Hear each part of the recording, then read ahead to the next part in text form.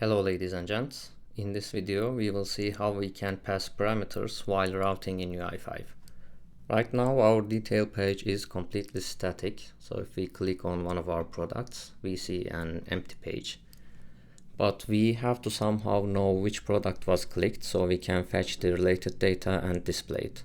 For that we can pass parameters to our routing events by using what's called dynamic patterns. And we can either use mandatory or optional parameters while routing, but since we have to have a product ID to display the details here, let's start with defining a mandatory parameter. For that, let's go back to our app and open our manifest.json and find our detail route here. And to our pattern, we add a slash, and then to add a mandatory parameter, we use curly braces. And then let's name our parameter product ID. Now if we save and go back to our app, to our home page, and let's open our console as well. And now if we try to navigate to the detail page, we will see an error. The segment product ID is required. So let's add it to our nowTo method. Let's go back to our home controller and on item press. Let's also remove this old code here. And remember, our second parameter was for sending some parameters of the nowTo method. So let's add our object, and we need to add the product ID because that's what we named it. Let's copy it from here. And we can easily access it using our event object. And we say get source, which will give us the list item. And then we can say get binding context. Then get property, and the property should be named uppercase ID, but let's make sure. If we go to the network tab and refresh, we were using the product entity type and the properties ID, so this is correct. Let's save. And let's see if we still get an error. And now when we navigate, there is no error, and in our hash we can see the ID of the product that we clicked on. Let's try another one, and we see a different ID. Now that we can send a parameter, let's see how we can receive it on the other side and use it. For that, let's go to our detail controller, because that's where we need it. And we will create our first lifecycle method called onInit.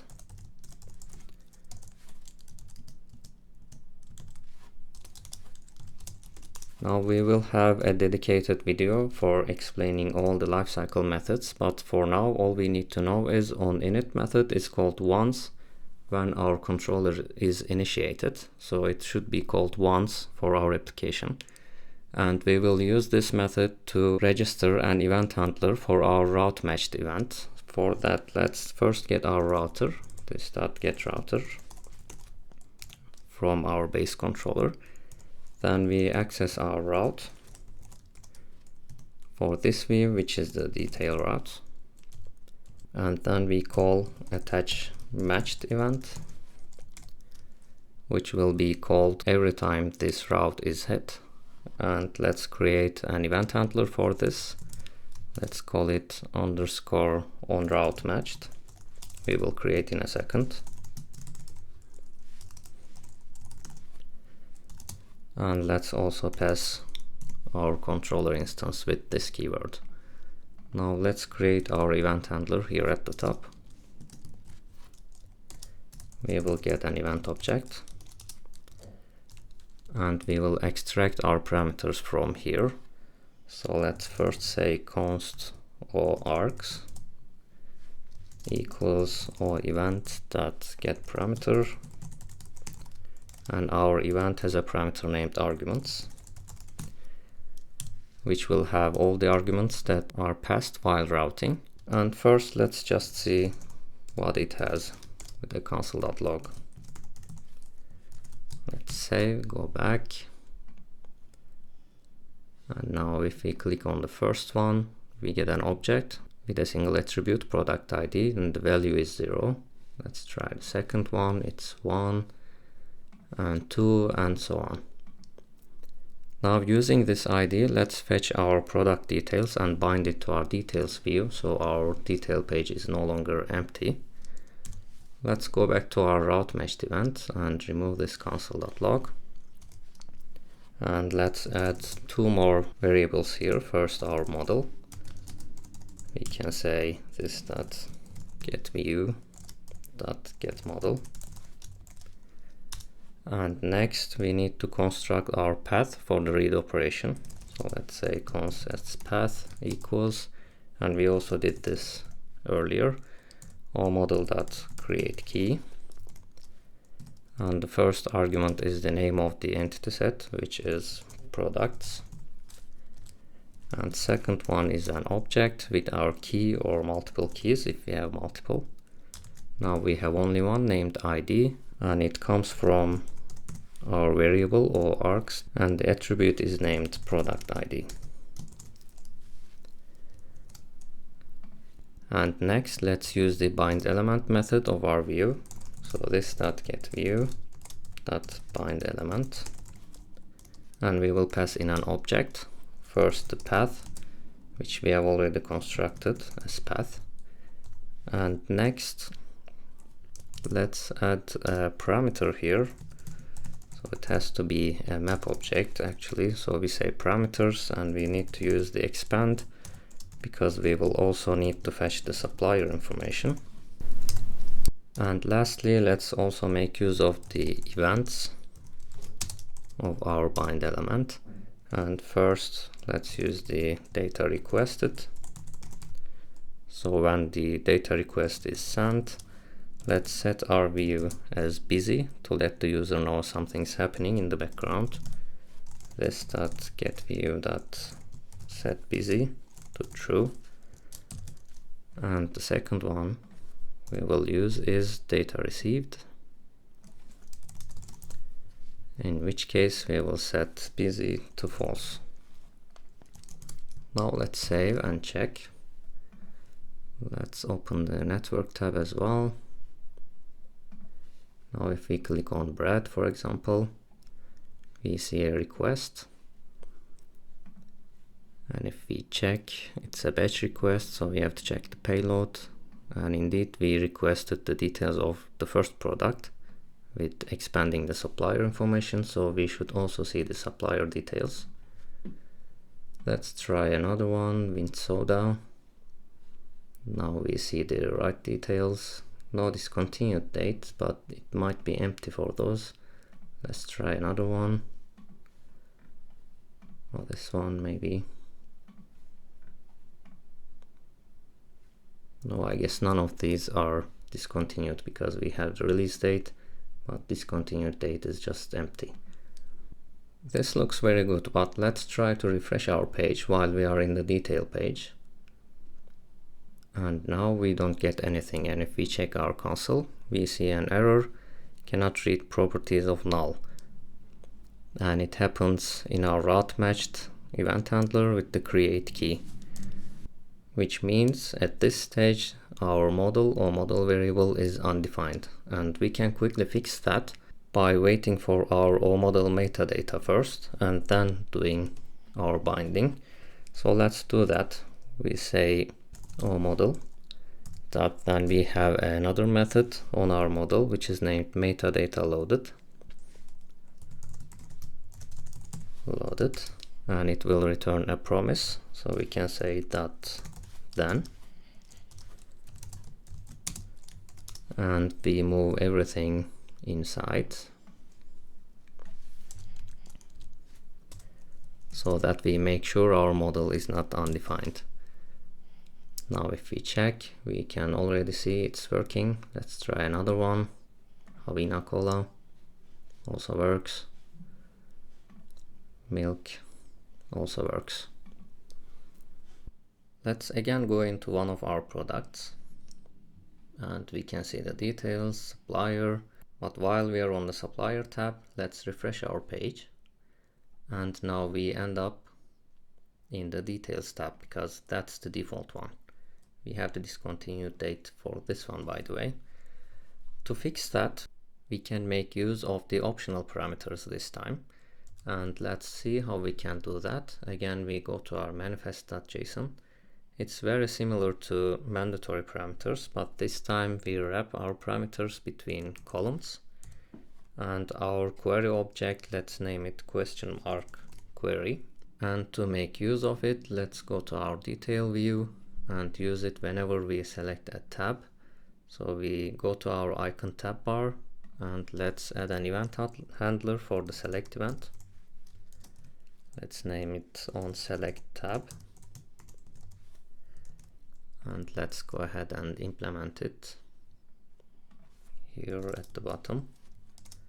We will need the event object to know which tab is selected. And here first let's our binding context, const or context equal or event, sorry, this dot get view dot get binding context. And then we can simply navigate to the same route with our query object. So we say this dot get router dot nav2, and we are in the detail page, but again we want to be in the detail page, so we navigate to the detail route again, but we will send one more parameter this time. First we again need the product ID. That's why we defined this context parameter here, and we can say get property ID. And next we have the query object, and since it has a special character we have to use quotes. Let's say query, and we will send an object which will have a tab attribute, and we can get it from our event object. We can say event.get parameter,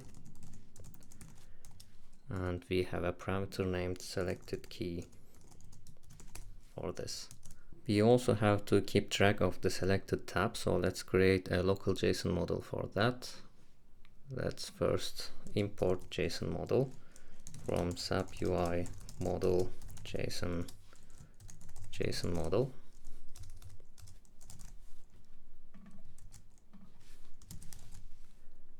And we should create it once, so let's also do it here on init method. This dot get view dot set model, new JSON model.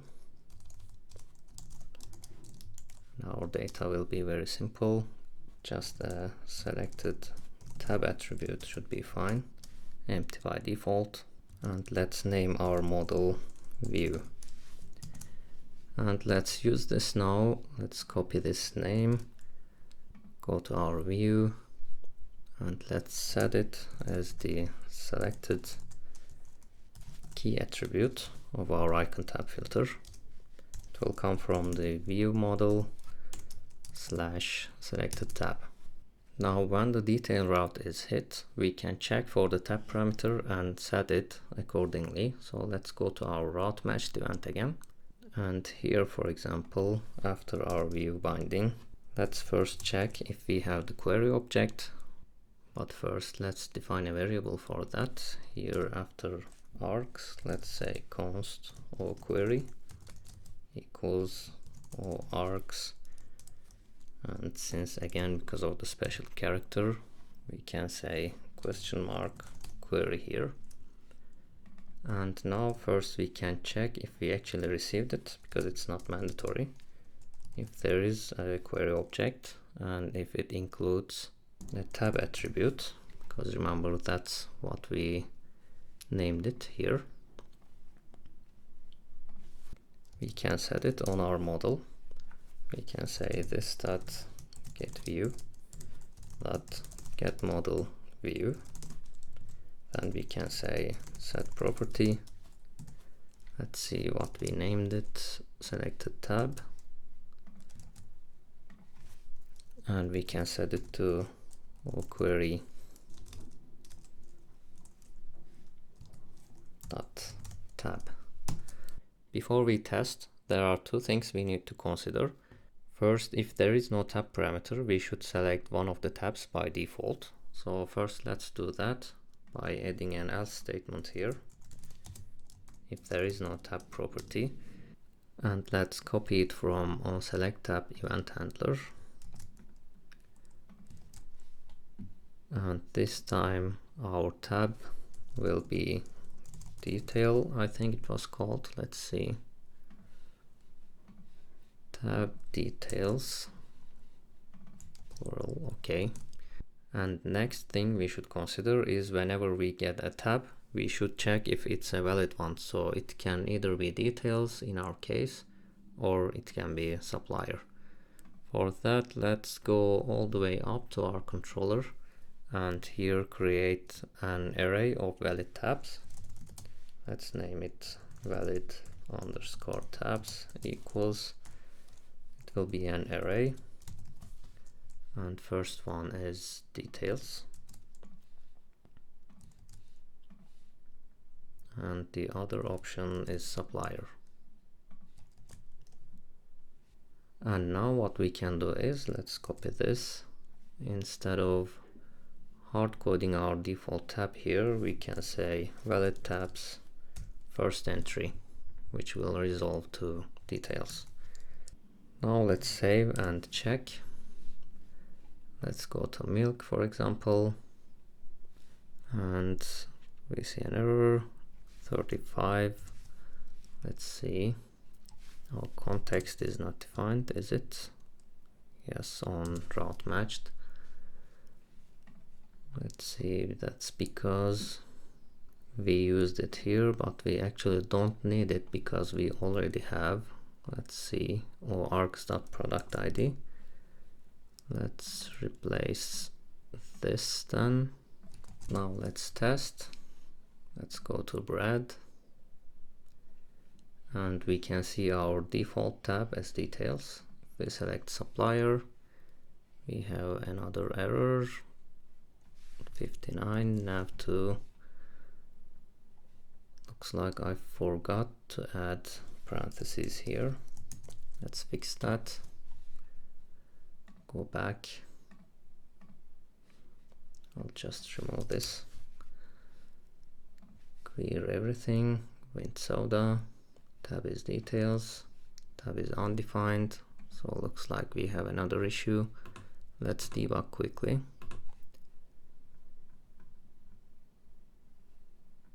It should be this select tab event handler for details. Doesn't work either. Let's see the supplier again. We are saying get selected key parameter. It's undefined because I have another typo.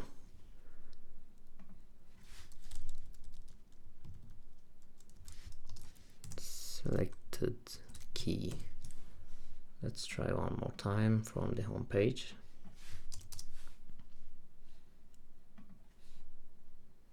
Go to milk, tab details. Let's remove this now. Tab is supplier. I don't know why it closes the icon tab filter. Okay, this looks better. And let's try another one. Oh, we should again use the no history here from the previous video. So now 2 and third one true or no history. Also, where do we have the other one? Here. After this, true. Start from home again. Milk, detail, supplier.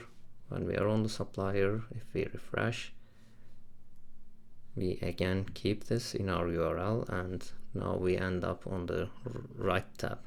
And this is particularly useful if you want your users to be able to bookmark with selected tabs of your application. That will be all for this video. Thank you all for watching and see you in the next one.